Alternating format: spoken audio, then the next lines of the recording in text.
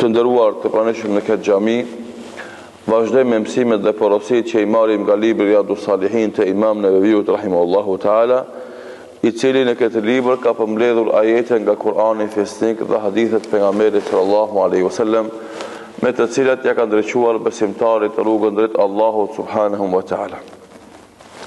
Jemi në kapitullin e dhënjes së mundit dhe përpjekjes në rrugën e Allahut dhul Jalal, babul mujahadati. Hadithi i 111 me radhë për fillimit, apo hadithi 17 në këtë kapitull dhe hadithi i fundit në këtë kapitull.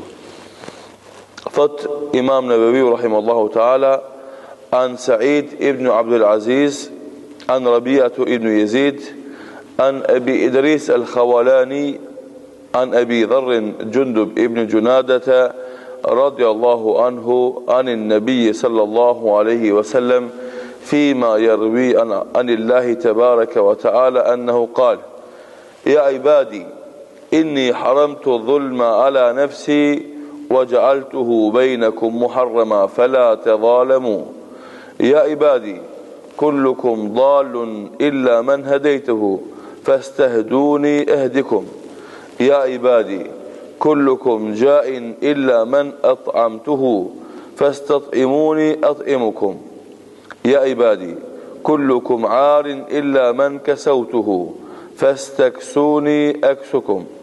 يا عبادي إنكم تخطئون بالليل والنهار وأنا أغفر الذنوب جميعا فاستغفروني أغفر لكم. يا عبادي إنكم لن تبلغوا ضري فتضروني ولن تبلغوا نفعي فتنفعوني. يا عبادي لو أن أولكم وآخركم وإنسكم وجنكم كانوا على أتقى قلب رجل واحد منكم ما زاد ذلك في ملك شيئا. يا عبادي لو أن أولكم وآخركم وإنسكم وجنكم كانوا على أفجر قلب رجل واحد منكم ما نقص ذلك من ملك شيئا. يا عبادي لو أن أولكم وآخركم وإنسكم وجنكم قاموا على صعيد واحد فاسألوني فأعطيت كل إنسان مسألته ما نقص ذلك مما عندي إلا كما ينقص المخيط إذا أدخل البحر. يا عبادي إنما هي أعمالكم أحصيها لكم ثم أوفيكم إياها فمن وجد خيرا فليحمد الله ومن وجد غير ذلك فلا يلومن إلا نفسه. قال سعيد: كان أبو إدريس إذا حدث بهذا الحديث جث على ركبتيه. رواه مسلم. وروينا عن الإمام أحمد بن حنبل رحمه الله تعالى قال: ليس لأهل الشام حديث أشرف من هذا الحديث. Hadith Qudsi, hadith të cilën na tregon pejgamberi sallallahu alaihi wasallam, që ja ka treguar Allahu dhul Jalal për të qenë porosi dhe mesazh për besimtarët. Hadithi i madh i cili flet për mundin që e jep besimtari dhe pagesën që ja bën Allahu dhul Jalal këtij mundit, po normalisht flet edhe për shumë gjëra tjera të rëndësishme si porosi dhe këshilla për besimtarin. Thot Imam Neveviu rahimahullahu ta'ala, në rëfen Sa'id ibn Abdul Aziz. Për shembull në këtë rast, fillon nga etba'u tabi'in, nga brezi 4 bile, transmetimit. Pse? Sepse është prej transmetuesit një fjalë në fund, është dashur me përmend edhe më poshtë sahabët. Se zakonisht sikur se keni vërejt, thot ka në transmeton Abu Huraira, Abu Said al-Khudri, Jabir ibn Abdullahi, Aisha radhiyallahu anha, Abu Huraira. Këto ka fillu nga Sa'id ibn Abdul Aziz, i cili thot në rëfen Rabi'atu ibn Yazid, i cili thot në rëfen Abu Idris al-Khawalani. Abu Idris al-Khawalani tabi'i, prej ulemave dhe asketve të muslimanve. Thot në rëfen Abu Dharri, i cili e ka emrin Jundub ibn Junada, dhe këtë kemi të regu edhe në rastet tjera. Radiallahu anhu, në rëfen pejgamberi sallallahu alaihi wasallam, duke na transmetuar nga Allahu tebareke ve taala, i cili ka thonë: Ya ibadi inni haramtu dhulma ala nafsi فجعلته بينكم محرما فلا تظالموا. O robët e mi, zullumin ja kam ndalu vetë vetës, andaj e keni të ndaluar edhe mes jush, andaj mos i bëni zullum njëri tjetrit. E para. E dyta, ja ibadi kullukum dhalun illa men hedejtuhu fastahduni ahdikum. O robët e mi, të gjithë jeni të lajthitur, të devijuar, përveç ati që udhëzoj unë, andaj kërkoni udhëzim prej meje që të udhëzoj. 2. 3. Ja ibadi kullukum jain illa men at'amtuhu fastat'imuni at'imukum. O robët e mi, të gjithë jeni të uritur, përveç ati që e ushqej unë, andaj kërkoni prej meje ushqimin që të ushqej. 3. 4. Ja ibadi kullukum arin illa men kasautuhu fastaksuni aksikum. O ju robët e mi, të gjithë jeni të zhveshur, përveç ati që e veshje unë, andaj kërkoni prej meje petkun e t'ju veshje. 4. 5. Ja ibadi innakum tukhti'una bil lejli wan nahar, wa ana aghfiru dhunuba jamian, fastaghfiruni aghfiru lakum. O robët e mi, ju vazhdoni të bëni gjunahe gjatë natës edhe ditës, e unë i fali të gjitha mëkatet, andaj kërkoni fali prej meje që të va fali. 5. 6. Ja ibadi innakum lan tablughu dhurri fatadhurruni wa lan tablughu nafi fatanfa'uni. O robët e mi, ju nuk mund të arrini kulmin e damit e të më bëni dam, e as kulmin e dobis e të më bëni dobi. 6. 7. Ja ibadi لو أن أولكم وآخركم وإنسكم وجنكم كانوا على أتقى قلب رجل واحد منكم ما زاد ذلك في ملك شيئا. O robët e mi, nëse i pari dhe i fundi për njerëzimit të gjithë janë si njeriu më i devotshëm në syrin e tokës, kjo nuk mashton as pak pushtetin. 7. Ja ibadi لو أن أولكم وآخركم وإنسكم وجنكم كانوا على أفجر قلب رجل واحد منكم ما نقص ذلك من ملك شيئا.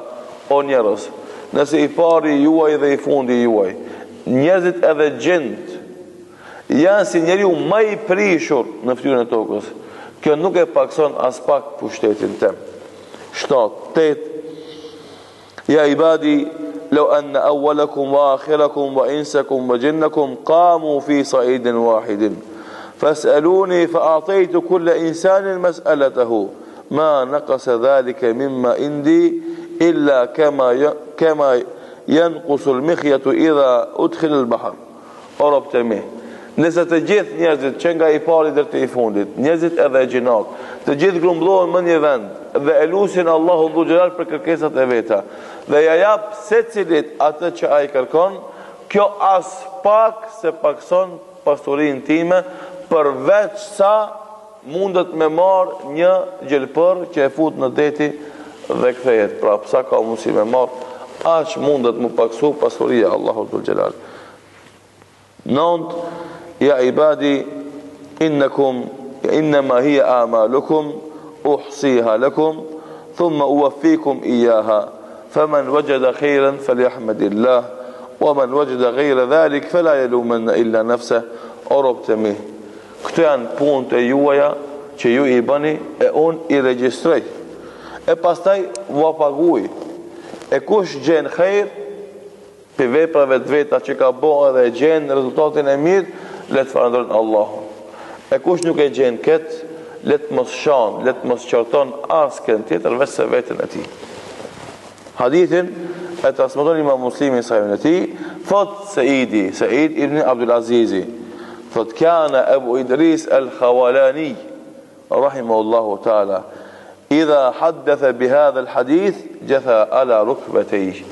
Abu Idris al-Khawalani kur e tregonte këtë hadith ulej në gjumë dhe thot prej respektit të madh që kishte për këtë hadith të pejgamberit sallallahu alaihi wasallam dhe porositë e mëdha që nga thënë vetë ky hadith. Dhe thot Imam Ahmedi rahimahullahu taala se ky hadith për fat të mirë të gjithë transmetuesit janë të Shamit, edhe Budharri kohën e fundit ka jetuar atje dhe thot banorët e Shamit, e Sirisë të sotit, nuk kanë hadith më të ndershëm që e transmetojnë se sa ky hadith.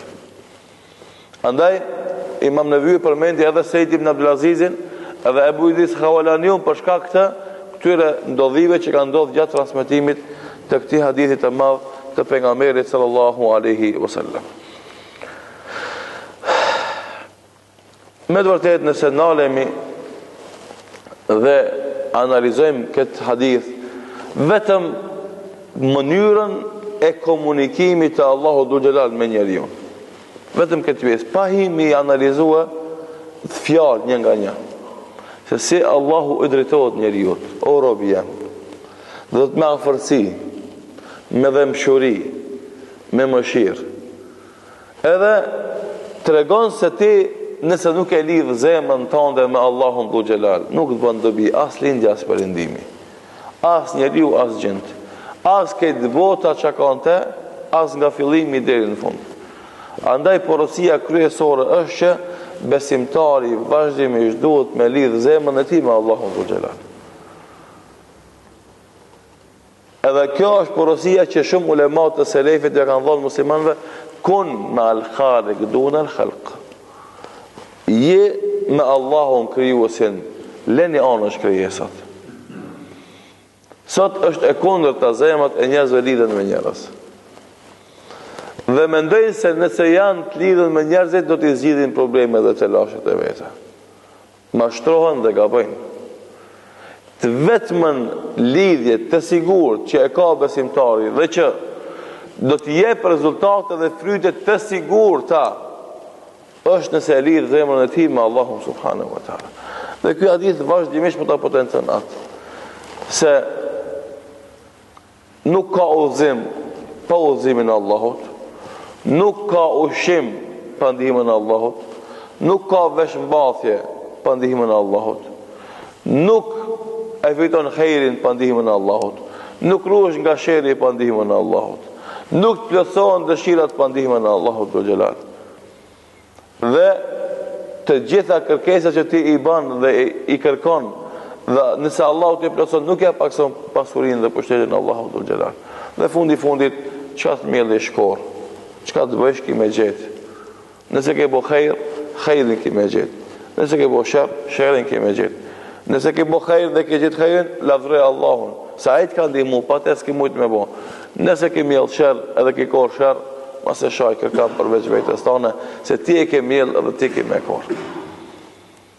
Mirë po, kjo formë se si Allahu të drejtohet tregon atë që vazhdimisht në Kur'an e tregon, se Allahu është afër atyre që janë të devotshëm, është afër atyre që janë të bamirës, është afër atyre që do të pendohen, edhe janë të nështruar dhe dorëzuar mballënisë Allahu subhanahu wa taala, që me ditë njeriu ku do që është edhe çfarë do kohë, mos haron ta lut Allahun dhul xhelal, mos haron ti bjen në mend i pari Allahu dhul xhelal për hall dhe të lashet e vetë. Kjo është e problemi, se ti kur ki hall, çka të vjen zgjidhja e parë në mendjen tonë?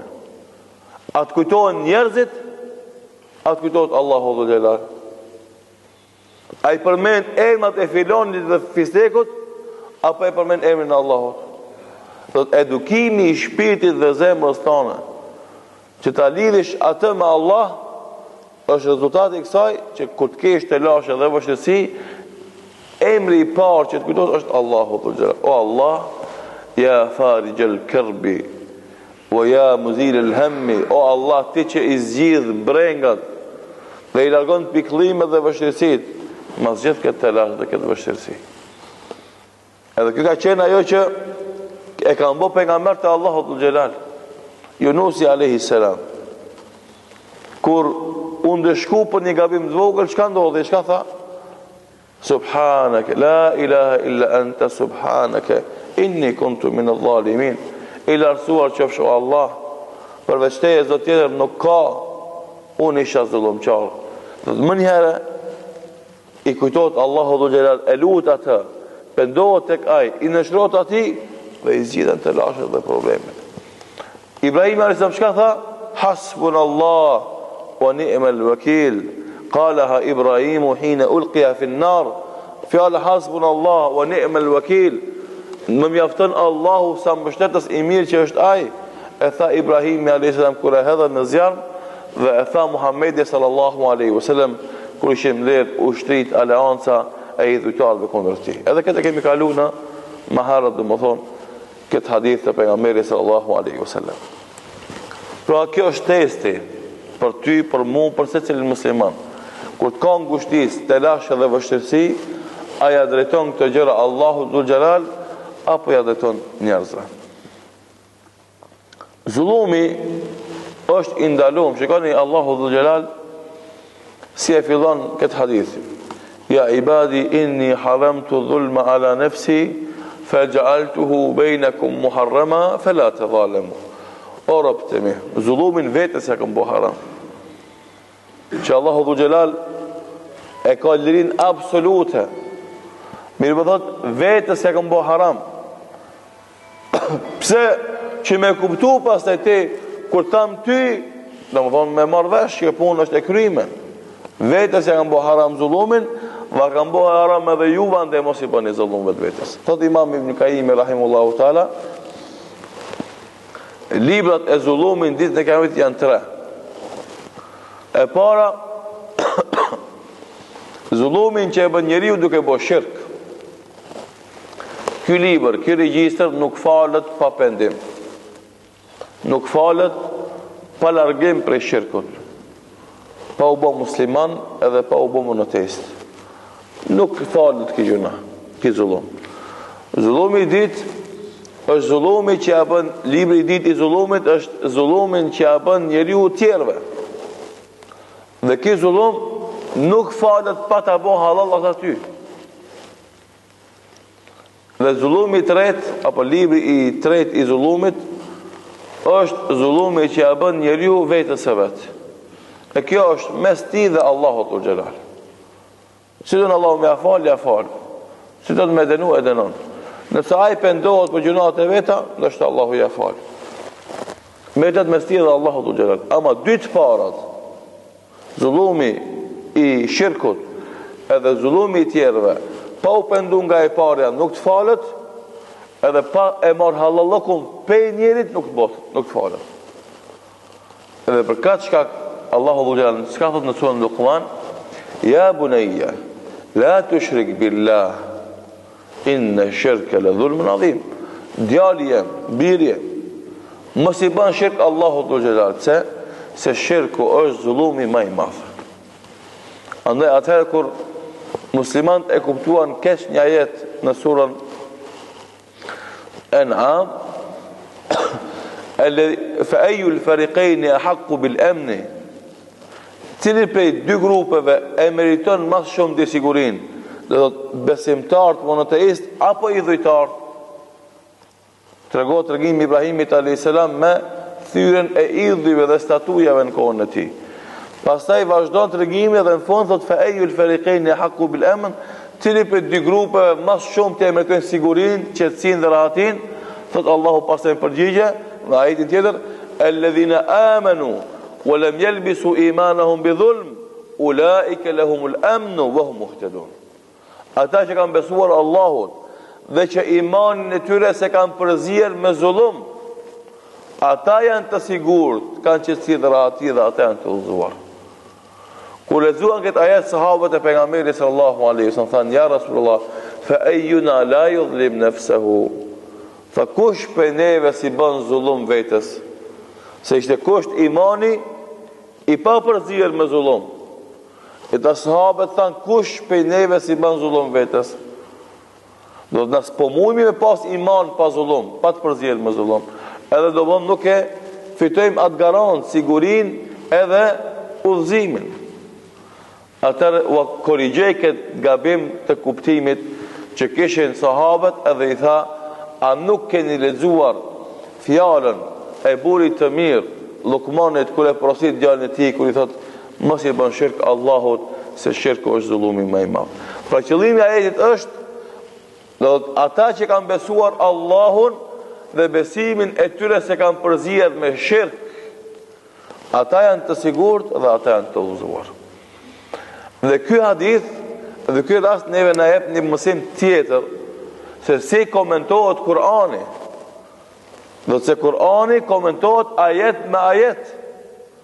Një pjesë e Kur'anit me një pjesë tjetër, se ato përputhen mes veti dhe e plotësojnë kuptimin e tyre dhe ti e merr një pasqyrë të plotë të asaj që do të më thonë Allahu Dhul Jalal. Ama ti nëse e merr një ajet dhe zhvesh nga konteksti e para dhe e ndan e dyta nga argumentet tjera kuranore, atëherë ti nuk e kupton si duhet apo e keq kupton. Dhe normalisht me atë i bën dam vetes.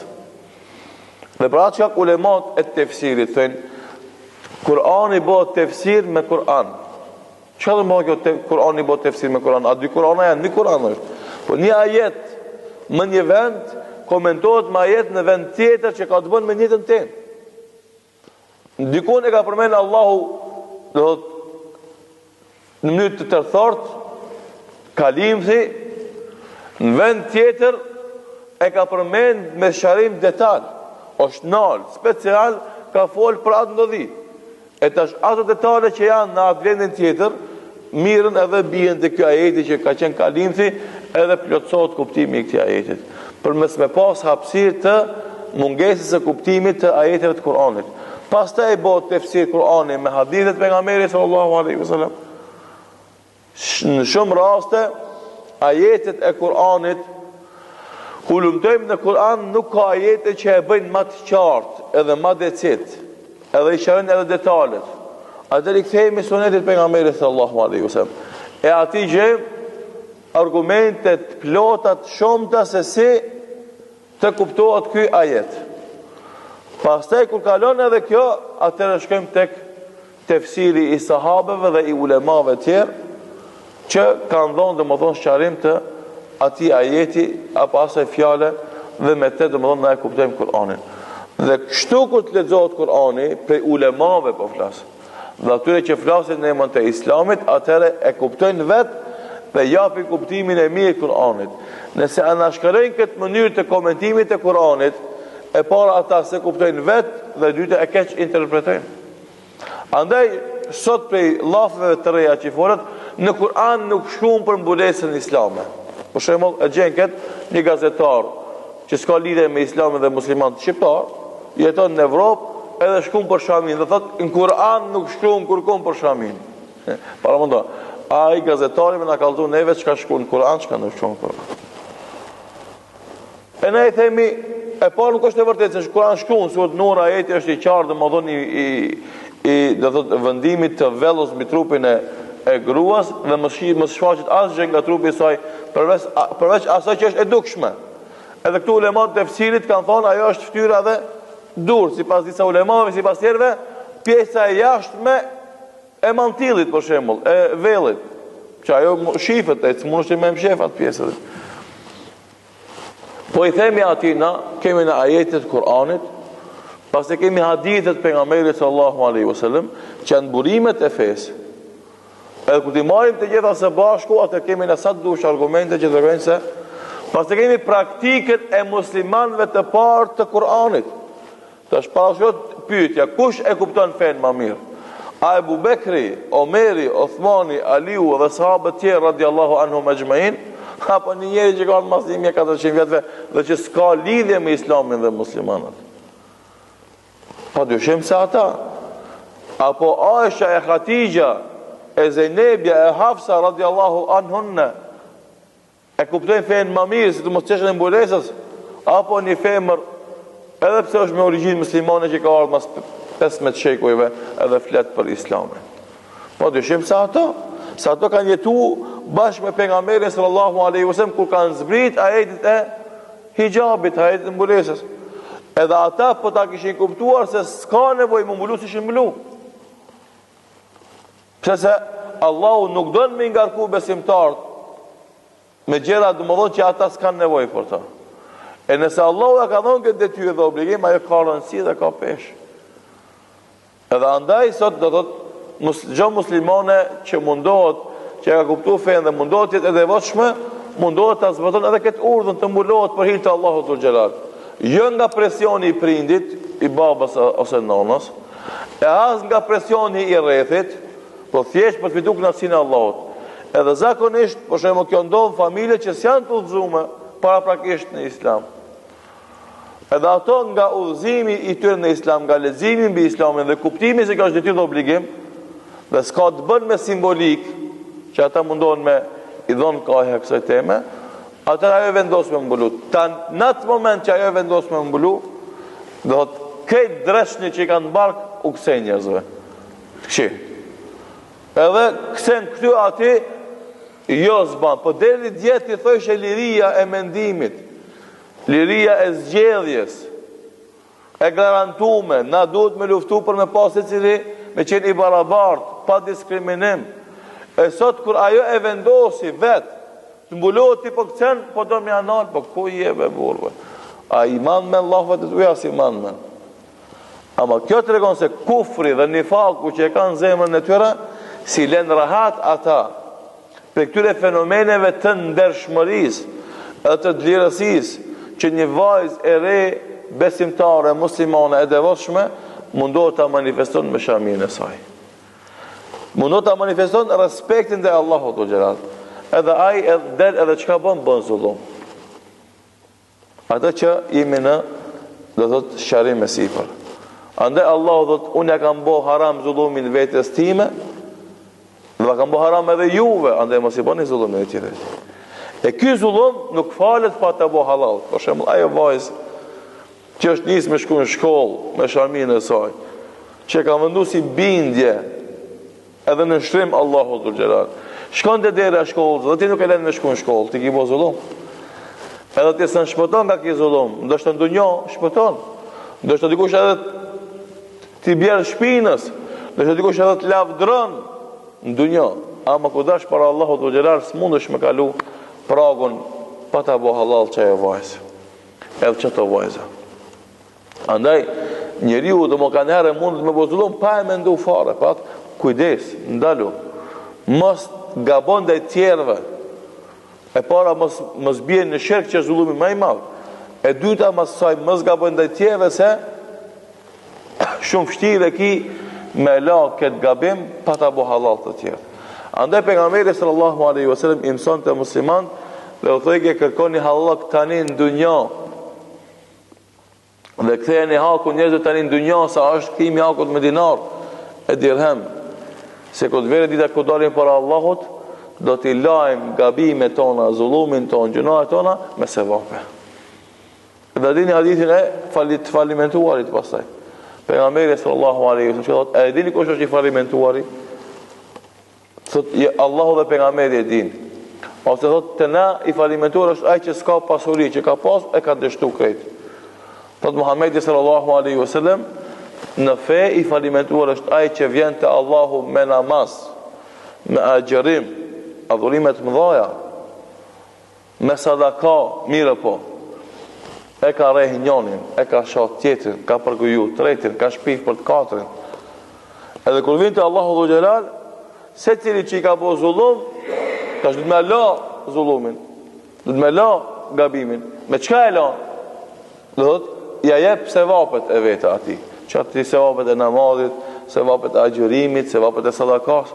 Derisa kryen, përfundohen, cosen ata. Kur përfundohen sevapet tash, ala ka borgje dhe njerëzve, atër va merë gjunahat. Edhe qka ndohë? Ty që shkove me namaz, me agjerim, o njeri, na kur i themi namazliut, kujdes nga zullumi, se mund është me shku me namaz të Allahu edhe me falimentu, e me shku në gjehenem, po ti që s'falesh e bën zullum, ti që s'agjeron edhe bën zullum, ti që nuk jep sadaka dhe bën, ku ki me shku ti, qka ki me dhonë? Ti veç ki me marë gjunaha, se s'ki shka me dhonë se vape. Andaj, kjo adit të tregon edhe njëre vlerën e madhe që kanë se vape që ti mundesh me gabu, ama kur ki se vape mundesh me e la gjunajnë edhe me të metë halar. Pra duesh me e shvizu kohën dhe jetën për me bo sa ma shumë veprat mira. Që nëse vjen puna me la gjunajnë me se vape, me la zullume me se vape, me pas edhe për ty, se për ndryshe nëse këtë digjen, këtë i harxhon, atëherë i merr gjunat e tjerëve edhe tu mendu se ke shku mirë, a ke me të keq. Edhe atë shumë keq bële. Lusim Allahut në rumë për i zullumit edhe zullumqarve, në e bkhejr dhe bereqet, në e ditë të bishme dhe vejpat mira. Vazhdojmë inshallah ta'ala nesër me pjesët që të hadithit, duke lutë në Allahut në e ditë të bishme dhe vejpat mira, në e të më thonë barësi dhe mirësi në dunja. هذا نخير والله تعالى أعلم وصلى الله على محمد وآخر دعوانا الحمد لله رب العالمين.